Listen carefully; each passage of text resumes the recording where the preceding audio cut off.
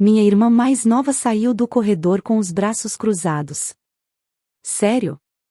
Você teve coragem de aparecer no dia de ação de graças? E se os vizinhos vissem? Que vergonha! Respirei fundo, tentando segurar o sorriso. Só vim deixar a torta de abóbora e dar um oi. Madison e Wesley queriam ver os avós. Mentindo pros seus filhos agora, é? Meu pai falou com raiva. Igual a mãe deles. Esses dois não vão dar em nada. Com uma mãe como você, impossível. Madison falou com a voz tremendo. A mamãe trabalha duro todos os dias. Ela acorda cedo e faz nosso lanche. Todo santo dia. Coloquei meu braço em volta dela. Ela estava com os olhos cheios de lágrimas, mas segurou firme, olhando direto pro avô. A mamãe é minha heroína. O rosto do meu pai travou por um segundo, depois ficou cheio de raiva. Cala essa boca. Mal educada. Sai daqui. E nunca mais pisa nessa casa. Minha mãe e minha irmã falaram juntas. Ele tá certo. Vai embora. Não traga mais vergonha pra essa casa. Ajustei os casacos das crianças e segurei firme a torta. Dessa vez, não respondi.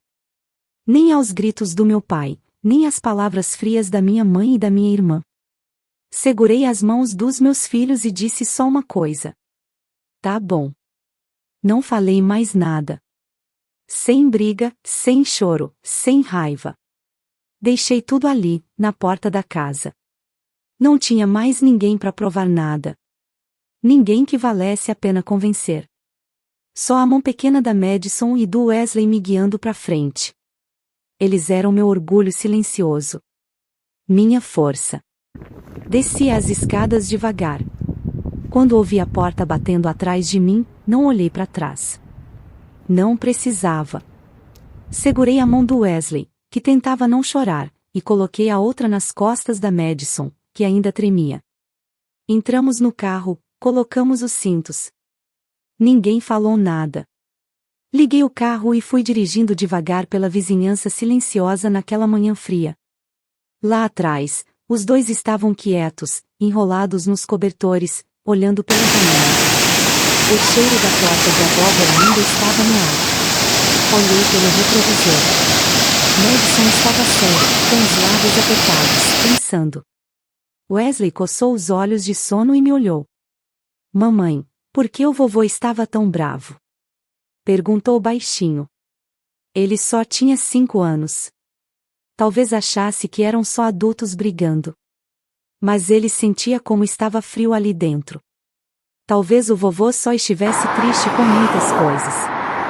Mas, ao invés de mostrar isso, ficou com raiva. Era o único jeito que ele conhecia. Mas a mamãe não fez nada de errado, Madison sussurrou. Ela tinha 8 anos e entendeu tudo. Ela ficou magoada. Ficou brava, mas não chorou. Não chorei. Eu sempre faço o meu melhor para cuidar de mim e de vocês dois. Algumas pessoas enxergam isso. Outras não. Mas o mais importante é que eu nunca me esqueça disso. Paramos no semáforo.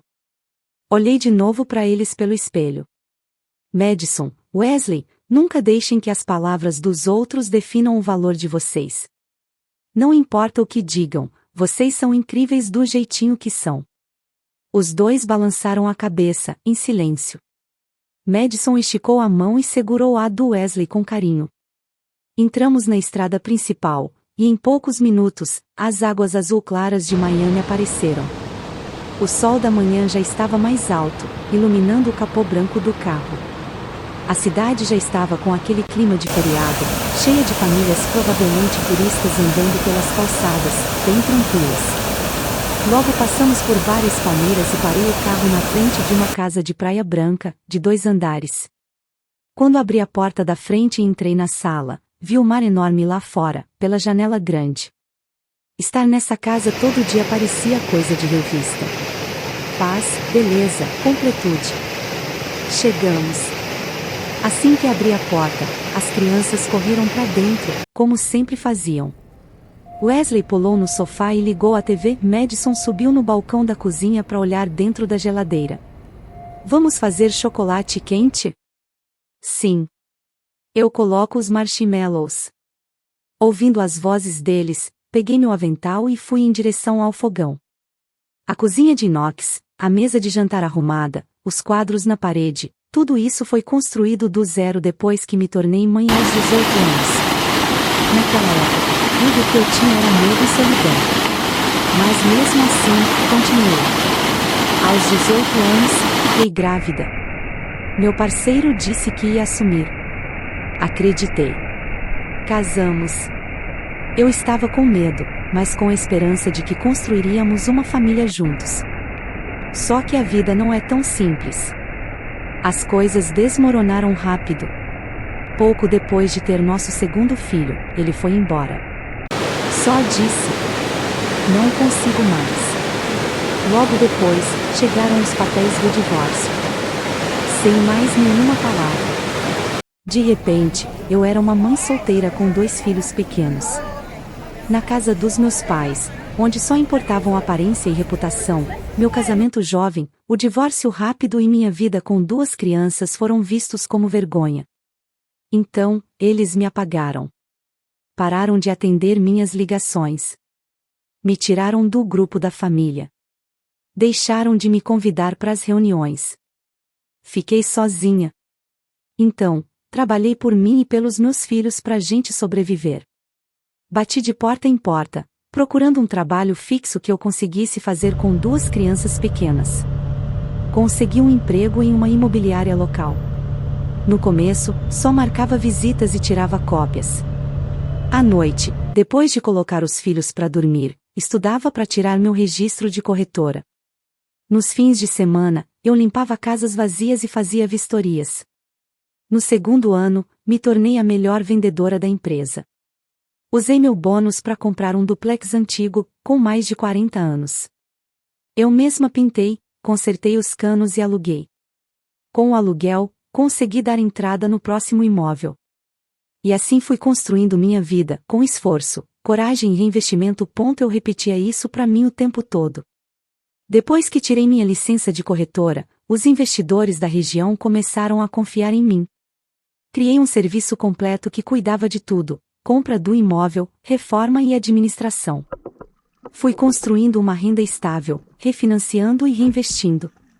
Tirava o lucro de um lugar e aplicava em outro. No 5º ano, eu já era dona de 4 prédios. No 8º ano, tinha 8 imóveis em Miami e Tampa. A confiança dos inquilinos trouxe mais oportunidades. Abri uma pasta preta de couro que estava no canto da sala. Dentro, o relatório dos meus bens, gráficos coloridos, números, o valor atual do meu patrimônio, cerca de 50 milhões de dólares. Lá também estavam os planos de estudo dos meus filhos, minha aposentadoria e até reservas para emergências. Tudo estava garantido no papel. Mas ninguém daquela casa sabia disso. Nunca contei. Se eu mostrasse tudo o que conquistei, meu pai talvez dissesse: eu te julguei mal. Mas isso seria só mais uma forma de amor com condições. O que eu sempre quis não era aprovação. Era respeito. Naquela casa, nunca aceitaram minha vida como ela era. Então, escolhi provar meu valor com ações, não com palavras. E agora, nessa casa silenciosa, cheia de brisa do mar e risadas dos meus filhos, eu posso andar de cabeça erguida e proteger o sorriso da Madison e do Wesley. Isso é o suficiente para mim. Faz exatamente um mês desde que meu pai gritou: sai daqui, na porta da casa dele. O Natal já tinha passado, e as luzes da cidade estavam sendo tiradas. Ainda restavam uns pedacinhos de papel de presente no canto da sala, lembrando que o ano estava acabando. Naquela tarde, meu celular vibrou. Olhei a tela e congelei. Era minha mãe. A primeira mensagem desde aquele dia. Quando abri, era um texto longo, para minha surpresa. Perdemos a casa. Os investimentos do seu pai não deram certo. Vamos ser despejados. Por favor, só quero conversar um pouco. Franzi a testa. Por que agora? Alguns dias depois, minha irmã também mandou mensagem. A mesma que me mandou embora, que disse que eu era uma vergonha. A foto de perfil dela nas redes sociais tinha mudado. Ela só escreveu: "Eu sei que é tarde, mas me desculpa." Como se, de repente, tivesse entendido alguma coisa. Senti uma coisa estranha no peito. E então entendi. Meu pai estava desesperado. Perdeu tudo e começou a procurar ajuda com antigos conhecidos. Um deles comentou sobre uma jovem que estava se dando bem no mercado imobiliário em Miami. Foi aí que ele percebeu que era eu. Provavelmente me procurou na internet. Eu nunca escondi minha vida, mas também nunca compartilhei nada com a família. Nunca houve motivo. Depois de um tempo, recebi uma mensagem do meu pai também. "Te julguei mal esse tempo todo. Me desculpa. Vou ser sincero. Estamos com problemas. Se puder ajudar." Fiquei olhando para a tela do celular por um bom tempo, sem me mexer. Não respondi. Nem a ele, nem a minha mãe, nem a minha irmã. Alguns podem dizer que fui fria. Mas eu não me importei. A verdade é que eu não sentia mais raiva, nem tristeza, nem esperança. Só restou uma verdade silenciosa. Eu fui longe demais para voltar atrás. Não queria perder a paz que finalmente conquistei. Mesmo assim, as mensagens e ligações continuaram vindo. Dia após dia. Mas deixei todas as mensagens passarem, uma por uma, porque não havia mais nada lá atrás para onde voltar. Tudo o que eu precisava proteger já estava aqui comigo. E só isso já bastava. O ano novo chegou, e as férias de inverno seguiram tranquilas com as crianças. O sol entrava pelas janelas enquanto tomávamos um café da manhã tardio, aproveitando aquele silêncio gostoso que só os feriados trazem. Madison estava colorindo na mesa. Wesley espalhou blocos pelo chão, concentrado, construindo algo que só ele entendia. Eu preparava o almoço na cozinha, sorrindo enquanto ouvia a conversa deles. A árvore de Natal ainda estava ali no canto da sala, meio decorada, com enfeites fora do lugar, tudo mudado por mãos pequenas. Era uma manhã comum, nada demais, mas cheia de algo verdadeiro, alegria. À tarde, a casa estava calma. As crianças brincavam nos quartos, e eu tinha acabado de lavar a louça quando a campainha tocou. Fui secando as mãos e andando até o interfone. Quando olhei, congelei. Meu pai estava na porta.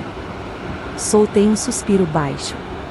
Ele estava muito mais magro do que eu lembrava. Aquele jeito duro que ele sempre teve já não existia. Os ombros caídos, as costas curvadas. Nada de terno elegante, usava uma camisa cinza desbotada e desgastos. O cabelo branco, bagunçado. O rosto, cheio de barba por fazer. Os sapatos sujos de lama. E o jeito como ele estava parado, parecia cansado, perdido. Era como se tudo nele tivesse desmoronado. Fiquei olhando pro monitor, sem saber se abria ou não a porta. Com Madison e Wesley ainda na sala, vendo vídeos no tablet, abri a porta bem devagar. "Kelly", ele disse meu nome.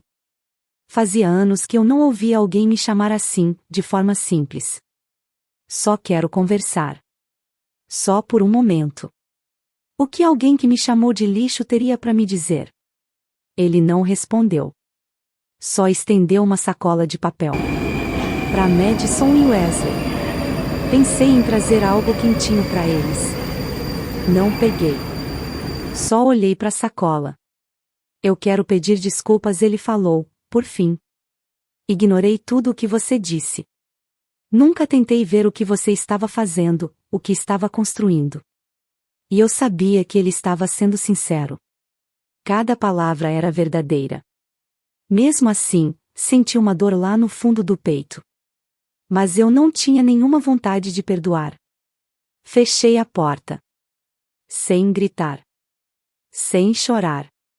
Só fechei. Naquela noite, depois que as crianças dormiram, fiquei na cozinha tomando um chá já frio. Meu celular vibrou de novo. Era outra mensagem da minha mãe. "Por favor. qualquer ajuda. Estamos precisando. Antes que eu pudesse fechar a tela, chegou outra mensagem, dessa vez do meu pai. Me desculpa por aparecer assim, mas você sabe da situação. Será que poderia nos ajudar financeiramente? Pela família? Abri a mensagem. E sem pensar muito, escrevi. Você não disse que eu era lixo? E enviei. E bloqueei todos os contatos. Coloquei o celular virado para baixo no balcão e soltei o ar devagar. Naquele instante, eu soube, finalmente cortei todos os laços. Eu não acredito que força de verdade seja aceitar qualquer palavra ou atenção que só aparecem depois que tudo já foi destruído. Talvez eu precisasse mesmo ter sido expulsa naquele dia. Porque foi isso que me deu força para proteger a alegria dos meus filhos. Hoje eu entendo bem, a porta da minha vida sou eu quem abre. Ninguém mais. Lá fora, pela janela, as ondas do mar iam e vinham sob o céu da noite. O ritmo era calmo, como minha respiração. As férias de inverno acabaram, as aulas voltaram, e nossa rotina também voltou ao normal. Estava em casa, em Miami, organizando os papéis para uma entrevista que ia acontecer logo. No fim de semana, saiu uma matéria sobre meu trabalho com imóveis na revista Forbes. O tema?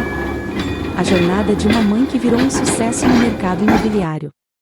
A jornalista me chamou de exemplo de sucesso moderno.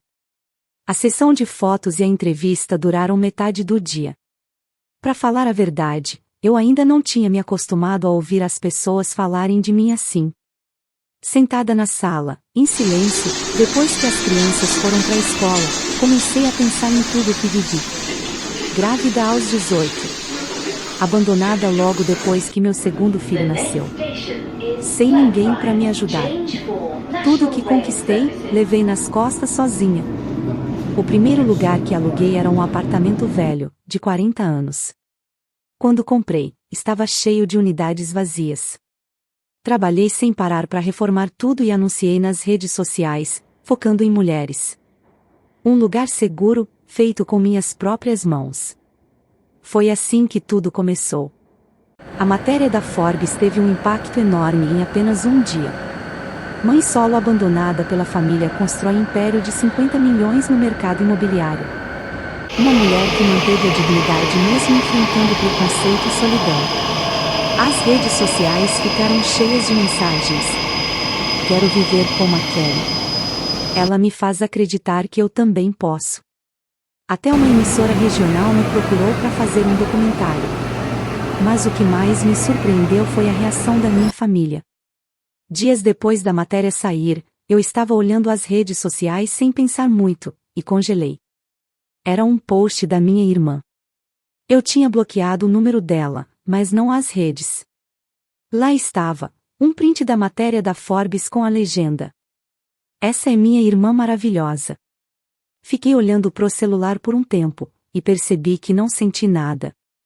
Agora que era conveniente, estavam orgulhosos. Postando como se nada tivesse acontecido, como se o que foi dito no dia de ação de graças nunca tivesse existido. Fechei o aplicativo em silêncio e larguei o celular. Depois de tudo o que me disseram que eu era uma vergonha, um peso, agora queriam agir como se fossemos família? Fiquei sem palavras. Alguns dias depois, chegou uma carta aqui em casa. Era dos meus pais. Vi os nomes no envelope e fiquei parada, sem saber o que fazer. Abrir ou rasgar? Depois de alguns segundos, quebrei o lacre. Dentro, só uma folha. A letra era do meu pai. A tinta estava apagada, e as palavras pareciam estranhas, mas dava para sentir o arrependimento. Ele escreveu: li sua matéria. Admito. Você foi muito além de tudo que eu imaginei. Passei a vida achando que família tinha que ser de um jeito. Por isso, não enxerguei nada. Fui cego. Por causa dos seus filhos, será que podemos nos encontrar? Quero pedir desculpas. Nunca mais vou te chamar de lixo. Dobrei a carta devagar e deixei na mesa. Mais tarde, escrevi uma resposta curta. Só algumas linhas, mas bem clara. Eu te perdoo. Mas vocês não terão acesso à nossa vida. Construímos algo real, longe de vocês. E estamos vivendo de verdade. Depois que enviei a carta, soltei um suspiro profundo. Não restava mais raiva, nem tristeza. Só clareza. Eu não vivia mais para agradar ninguém. Podiam me chamar de lixo, me ignorar, me expulsar. Mesmo assim, eu me levantei. Ia continuar seguindo em frente, de cabeça erguida. Não para apagar o passado ou fingir que ele não existiu, mas para caminhar pelo caminho que eu mesma escolhi, junto com quem eu amo, meus filhos. Eu seguiria construindo essa vida. Sem precisar da permissão de ninguém. E com isso, tomei uma nova decisão. Naquela noite, Madison e Wesley terminaram o dever de casa e depois se deitaram ao meu lado no sofá. Madison encostou no meu ombro e disse: Mãe, minha professora te viu na TV. Ela disse: Sua mãe é muito legal. É. Todo mundo diz que você é incrível, Wesley falou, todo orgulhoso. Eu ri e abracei os dois. Obrigada, meus amores. Mas sabem de uma coisa?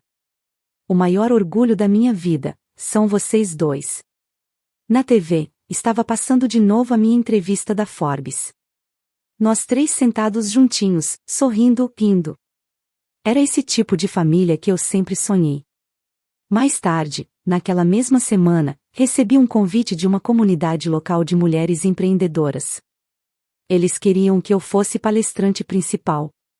Você falaria sobre transformar dificuldades em força? Parei por um momento, e então respondi. Seria uma honra, se minha história puder dar coragem a alguém. Com certeza, eu compartilho. Ter sido rejeitada pela minha família não tirou meu valor. Na verdade, sobreviver àquilo me fez ser quem sou hoje. Naquela noite, tomei uma taça de vinho, coisa que não fazia há muito tempo. A lua brilhava forte lá fora, iluminando a costa de Miami com uma luz suave.